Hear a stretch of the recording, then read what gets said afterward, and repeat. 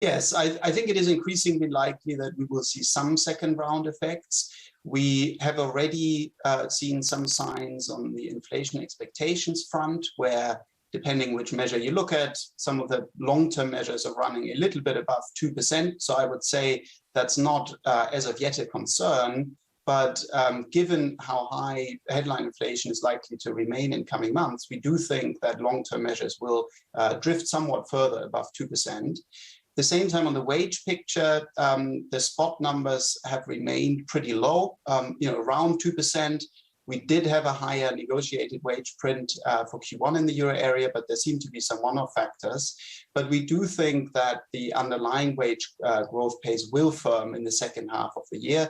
You've seen labor market tightening, you have some minimum wage increases, some of the wage settlements point towards higher numbers. And so we have bumped up our forecast for where wage growth will go to 3.5%.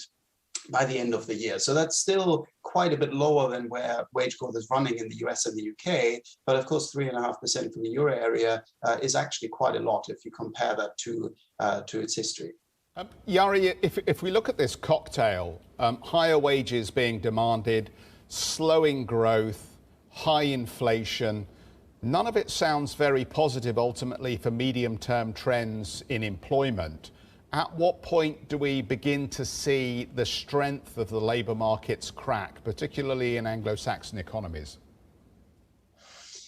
Yeah, so I think that's probably an important difference still between the euro area and the Anglo-Saxon economies, in the sense that the labour markets are much more clearly overheated in the US and the UK than in the euro area.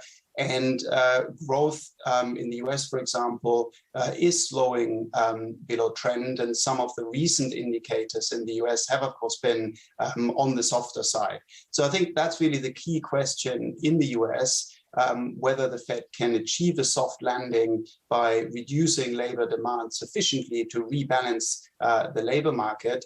And that's why we think the Fed will do another 2 steps of 50 basis points, then slow to 25 increments until they reach a terminal rate of a little bit above 3%, which is, of course, in contractionary territory.